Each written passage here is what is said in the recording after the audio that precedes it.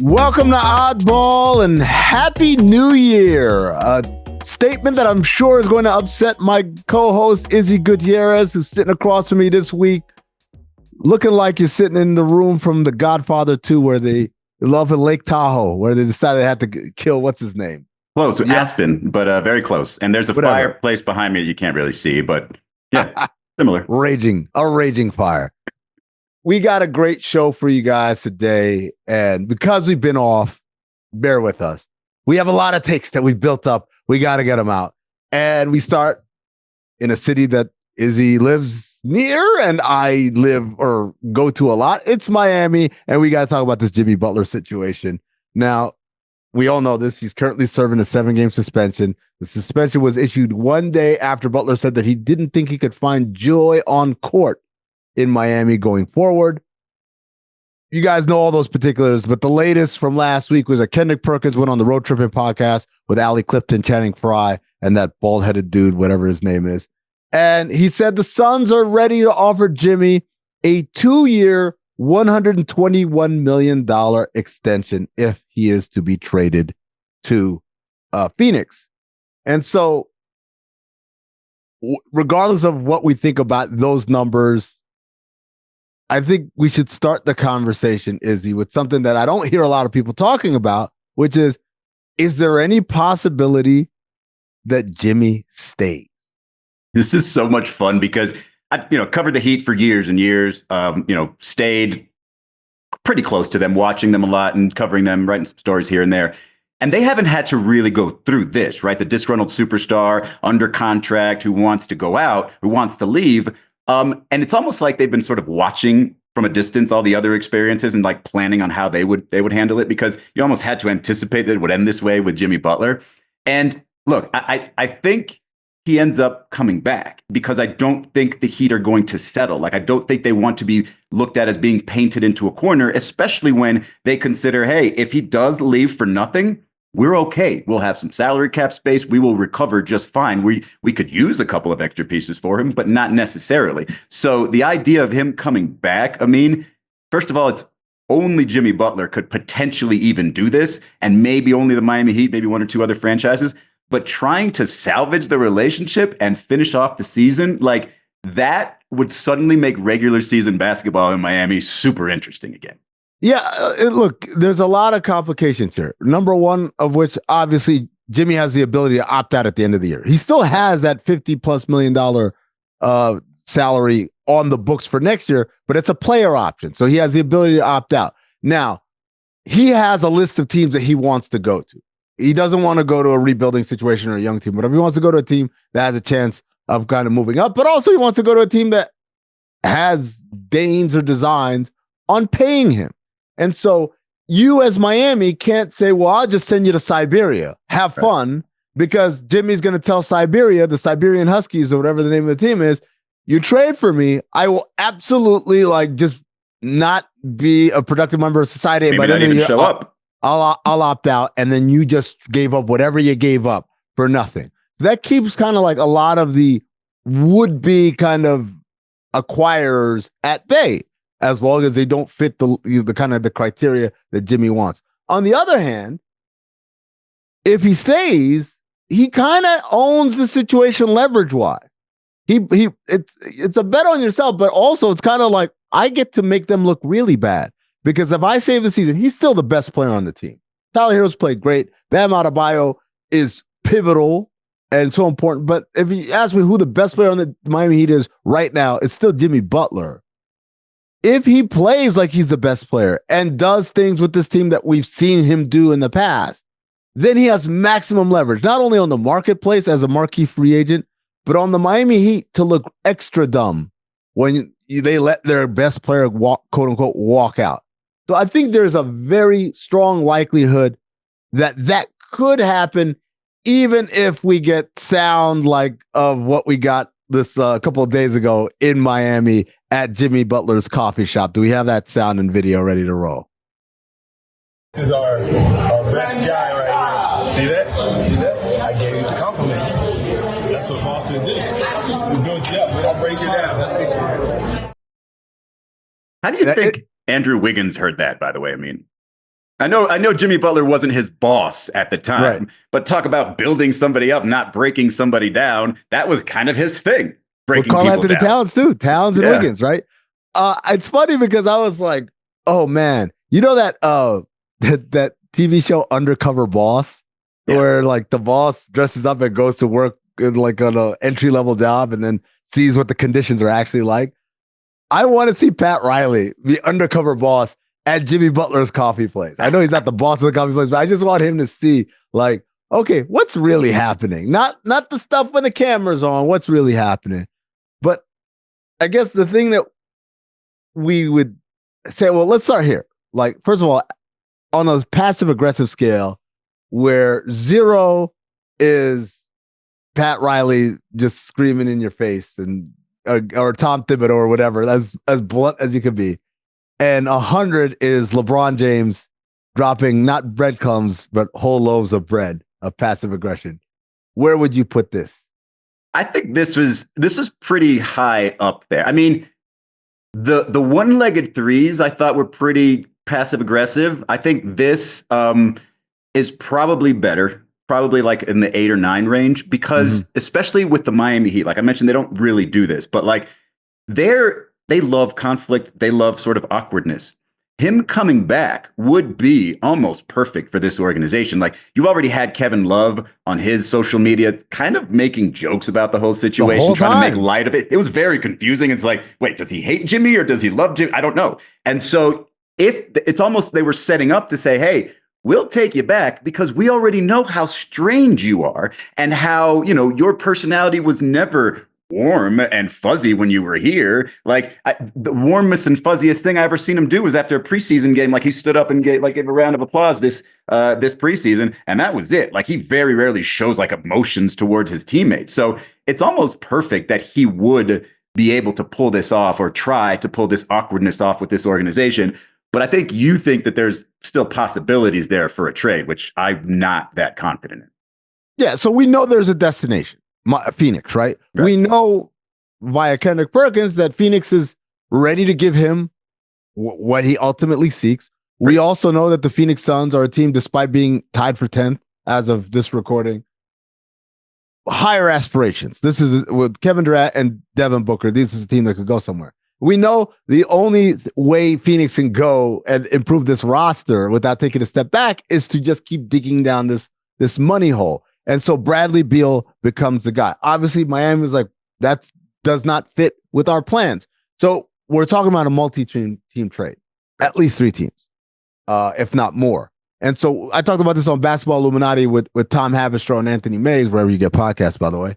And we talked about Detroit as a possible landing spot. And you say, Detroit, why would Bradley Beal, the owner of the only no trade clause in the NBA, say, I'll go to Detroit? Well, because there's a lot more to the story than just a player going to a dark and gloomy city. Number one, obviously Detroit, not what it was last year. If you haven't been paying attention, Detroit Pistons are on fire. They won 8 of their last 10 games. They're above 500. They have not even a shouting race. They are within range of getting to a top 6 seed in the Eastern Conference. Number 2, the Detroit Pistons are run by Arn Tellem. He is the president of the organization, even though Trajan Langdon is the general manager. Arn Tellem oversees all this. Well, you say, what does that have to do with anything? Well, Arn Tellem gave a certain someone a start as his chief of staff, his first job in sports. That person is Josh Bartelstein. Josh Bartelstein is the CEO of the Suns now. And you say, well, okay, Bartelstein, that's a familiar name. Well, that's right, because Josh Bartelstein is the son of Mark Bartelstein, the super agent who represents who? Bradley Beal. That's not all. Arn Tellem has a son. His name is Michael Tellem. Michael Tellem is the assistant general manager. Where? For the Phoenix Suns. So Tellem, Bartelstein, Bradley Beal. So I could see a situation where Bradley Beal goes to Detroit in exchange for what? Like, what's in it for Bradley Beal? Here's 2 more years on your deal for really, really good money. And your agent is leaning on you to say, hey, this is a really good deal. And obviously Detroit can sell themselves like, look, we're not last year's Detroit Pistons. We want you to be part of this and help us take that next step and play a role that's bigger than the role you're playing right now in Phoenix, where now you've been relegated to sixth man coming off the bench. If you're Miami, you say, okay, now I can get me some vets, not world beaters, but guys that can help me win right now. Tobias Harris, Malik Beasley, hell, maybe they can get an Isaiah Stewart out of the deal. And then if you're Phoenix, you get Jimmy Butler, and there are picks that go around somewhere. Maybe a pick goes to Miami, maybe a pick goes to Detroit, but that's a possibility. What do you think, Izzy? The most enticing part, if I'm Pat Riley in the Miami Heat, to me in that situation is Malik Beasley, and maybe try to get a draft pick out of there. There is something to the sort of FU nature of Pat Riley, where bringing in Tobias, yeah, come on, Tobias, because you know, Jimmy famously said Tobias Harris over me. And yeah, if you're talking about contracts that aren't that, you know, that aren't that heavy and just the type of contracts Miami would want to take back, that trade works for me. And you're talking about, you know, maximizing their potential this year, which is what, second round playoffs, maybe a conference finals if they go crazy. So I actually don't hate that. I do hate the way you described Detroit, though. Dark and gloomy as a city. Sometimes there's sunlight out there. Look, man, I get into this every time with Vinny Goodwill and Jamel Hill and Jalen Rose and Kelvin Washington and Kelly Carter and every other. There's so many media people from Detroit, by the way. Weird. What's going on? What is it about that city that puts out so many top-notch media people? But they all get mad because I say the best part about Detroit is the airport. It's a beautiful it's airport. So far. They did design combine a hotel, really nice hotel with it. It's a great airport. It's a great airport. It does not remind me of like a place that I want to go start a franchise or like have, you know, championship teams and stuff. Cause like you're celebrating. It's like, it's Detroit. It is Detroit. Hey, Izzy, Pat Riley was on South Beach Sessions last week with Dan Le Batard. Now the interview was taped how long ago? A while ago. 7 weeks ago. All right. So a long time before all of this came bubbling to the surface. So the things that Pat Riley said, you know, about Jimmy Butler in it are a little dated, but still kind of reflective of his overall philosophy. But I want to play this sound because our buddy Dan Le Batard has a way of asking the rudest, kind of least sensitive questions. Take a listen. They're calling you washed up, old man. They're saying the game has passed him by. He had to watch the Celtics beat him last year, and I imagine him shaking a fist at the television. What do you have to say to the critic who's out there saying whoever's saying that? I haven't read it. You know, maybe I am. Maybe I should, you know, go somewhere and just sort of put my feet up, but I would then become very compulsive, obsessive about doing something else. Is Pat Riley washed, is he? It's a great question. Washed as an insult, by the way. I feel like every time I step out of the shower, I am washed, and that's a good thing. But look, what does it mean for Pat Riley to be washed? What are Pat Riley's responsibilities in building a franchise or continuing to build this franchise? It's not necessarily the play on the floor, right? What he has to do is close the deal. He doesn't even assess the right person. He doesn't even pick the right people. He just needs to close the deal. He needs to make it all look attractive. He needs to make the Miami Heat look like a destination for people still. And frankly, if you look at all these failed deals, Damian Lillard wanted to be here. Reportedly, Donovan Mitchell wanted to be here. Reportedly, De'Aaron Fox even wants to be here now. So that part he's still doing. Okay. Getting the most out of whatever they bring in. I don't know if that's his responsibility, sort of setting the culture, but if it is, conference finals, 2 NBA finals. What about what Pat Riley is supposed to do? What his responsibilities are is just falling to the side now that are allowing people to call him washed. Because if you're talking about that still being an interesting or a very intriguing organization to come to, it's still the case. Yeah, people are playing the results, basically. Well, you didn't get Kevin Durant. Well, guess what, man? It's not easy doing that stuff, right? You've got to convince another team to deal with you. You got to convince a player's agent to work with you. There's a lot of moving parts. To me, for him to be washed would be if he went out and acquired like all the mid-range shooters who don't space the floor at all, right? Or all that would be washed. Not understanding where the game is going and acquiring a player that in a yesteryear would have been gold, but in today's NBA, and he picked up DeMar DeRozan this offseason, and they just struggled with him and Jimmy Butler the whole season. Then you could say, wow, he's washed. That's a terrible combo. Yeah, because the game has passed him by. But if it's about not landing a star. In that case, there's like 20 some odd teams that have washed GMs, right? Because they didn't land anybody either, right? So it's kind of ridiculous. The other thing also is there is so much that happens behind the scenes that people don't see. Chief among them, Pat Riley's not picking up phones and calling teams and calling agents. He's not doing day-to-day stuff. Andy Ellsberg is doing that. Adam Simon's doing that. Like, there are other people in the organization who are tasked with doing those things. Pat Riley has the ultimate yes or no at the end of it. But again, you can't be washed unless you tell me, hey, here's a deal for the type of player that exactly what Miami needs. And he said no, or here's a player for the type of player. Here's a deal for a type of player that was in vogue 20 years ago, but now it doesn't make sense at all. And Pat Riley said yes. That's the only way you can show me that he's washed. All right, let's take a break. When we come back, this or that. Plus, we play Hot Streak again.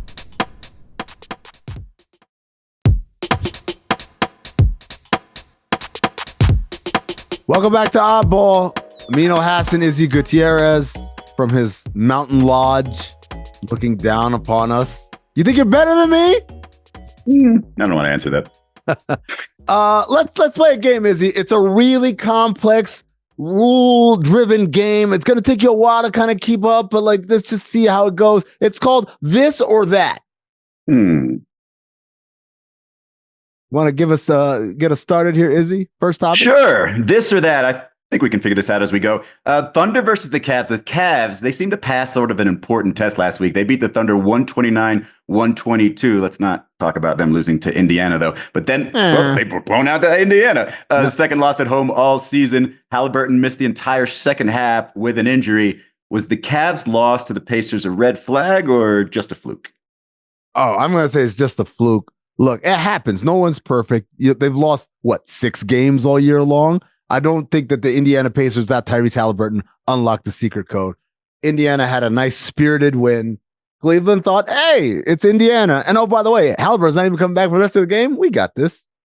Yeah, I mean, you talk about a team like Cleveland that's sort of set. They're not defending champs or anything, but when they jump out of the gate like that, now these other teams that say, hey, this is a measuring stick game. We definitely are going to play you like you're the best team in the league. And every once in a while, you're going to get a team that shows up like that in Indiana. And Cleveland kind of, maybe took the foot off the gas a little bit. Definitely not a red flag. Again, they've lost 6 times. I'm like, oh no, the world is falling.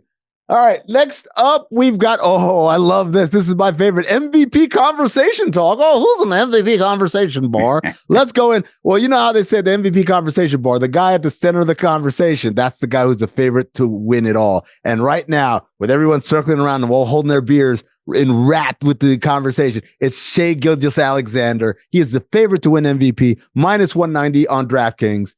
So, Izzy, if I present to you Shai or the field, what are you taking?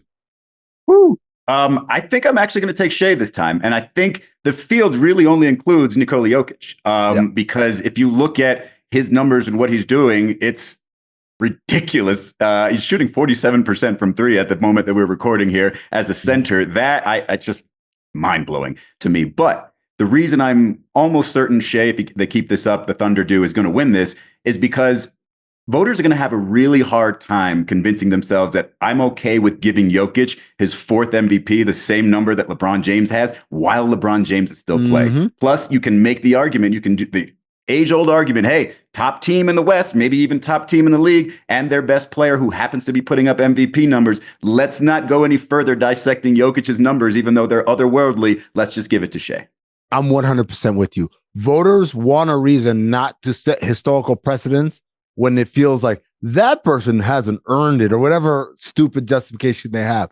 So anytime you have legitimate things that can get in the way of that, they're going to pile that into the narrative, right? It's not just the Denver Nuggets haven't been as good this year and they're kind of struggling to get back into the top 4 of the West, the top 3, right? It's also, hey, Shai Gilgeous-Alexander, excellent season. Hey, Thunder, maybe the best team in the league, excellent record. Hey, by the way, they've done it without their second best player, the Chet Holmgren. Oh, and by the way, for most of the year, they've only had one true big, whether it was Chet in the beginning, Isaiah Hartenstein, or now you've got the other Jalen Williams who's come back. So they've got a lot of built-in, Shai's doing it with one arm tied behind his back, right, all to serve the narrative, which all of it is just avoid saying, hey, Nikola Jokic, maybe a top 10 player of all time, and we just don't want to admit it. It's also a cool sort of change up, right? Because it's been big Jokic, big Embiid, kind of big Giannis, and now you've got a point guard again, kind of like when Steve Nash took an MVP award that probably belonged to Shaquille O'Neal. Yep. Well, that's what Shaq will say. I will tell you, as a tangential beneficiary of that, he's every bit the MVP. You can't take it away. Yeah, well, that's true. He won another one, so you really can't. Yes, he did. All right, so the Kings, they fired Mike Brown. Here's when you know you got a questionable organization, when every coach in the league says that was a bad firing, and that's exactly what happened. However, they've been 7-1, the Kings have been, since the firing, including wins over the Celtics, Grizzlies, and the Mavs. Was firing Mike Brown the right move, I mean?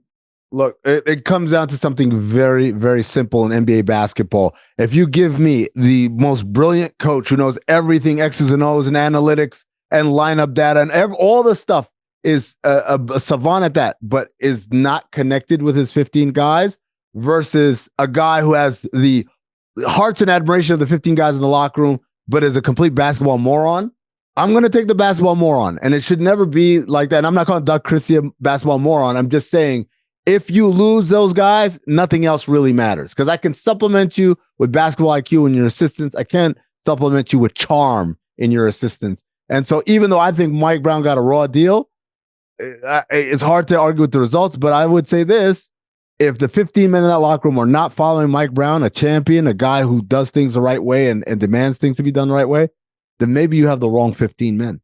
Yeah. I mean, did it feel like the sky was falling on Sacramento at any given time? Like, I feel like maybe their own little echo chamber was a little bit too hot, and they made a decision that they didn't really need to make. Those are the moments that you have to sort of stick together, right? You fight through it as an organization. Oh, your top player's insulted because the coach might have said something. Okay, let's talk this out. Let's deal with it. Look where we were. Look where we can be. Let's not let these little things make everything crumble just because we are struggling or not living up to our expectations this year. Let's ride through this. And they did the exact opposite, and it's very Kings of them. Yeah, or maybe just listen to your coach. I don't know. All right, let's go. Let's play Hot Streak. Remember, this is the game that we play when we try to string together wins in a row. Hot Streak is presented by DraftKings. Stay tuned, because you'll hear more about DraftKings and all it has to offer throughout the show. DraftKings, the crown is yours. All right, new year, new streak. We're not going to miss a bet in 2025. That's the goal, ladies and gentlemen. That's the goal, and it starts right now. Here's some games we could choose from, Izzy. We've got Grizzlies at Rockets. Grizzlies +2 at Rockets. The 2 and the 3 seed in the West face off. These teams played last Thursday, and Houston won 119-115. What do you like? Did I tell you that the Houston Rockets are my new favorite team? No, you absolutely. Ever since they drafted Amin Thompson, who I'm huge on the Thompson twins. And then watching them this year, they're so much fun, and they're just kind of not really streaking, but the way they play, they got Tari Eason back. Like, I love what the Rockets are doing, and I'm always going to pick the Rockets in a matchup against Memphis. Ladies and gentlemen, let me just say right now, Izzy Gutierrez, if you don't know this, in the tank for the Thompson twins. Because he did a story, covered them when they were in overtime elite. Excuse me. All right. Spurs at Lakers. This was a game that was postponed due to the fires in LA. Spurs +3.5. LeBron is 3-1 against Wemby in his career. How do we feel? Yeah, I feel like the Lakers and even Anthony Davis hold a little personal against something a little personal against Wemby. I think all centers do. I think the Lakers hang on to this one. But, I mean, if Wemby drops 40, sometimes he's just overwhelming. And I think also, like, there's going to be an element of, hey, we're going to do this for the city. Los Angeles has gone, the whole entire area has really gone through a lot over the last week or so. So I think there's going to be that feeling there. I'm with you there. All right, Pistons at Knicks. Pistons are +8.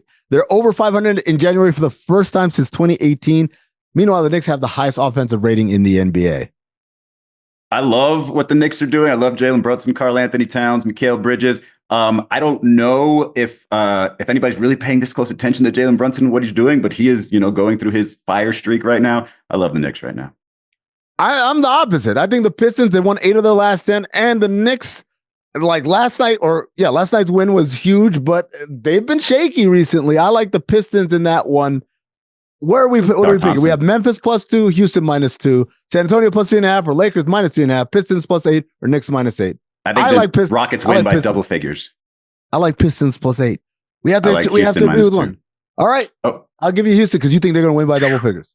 That's all the show we got for now. Michael Jordan is still the greatest player ever.